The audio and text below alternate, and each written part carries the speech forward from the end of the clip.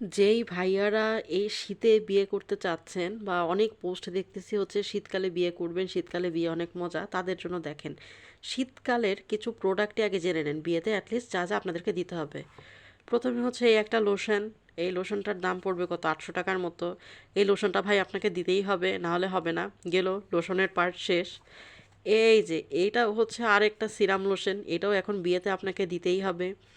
এটার দাম কত হচ্ছে 275 টাকা। আচ্ছা, এটাও আপনাকে দিতেই হবে।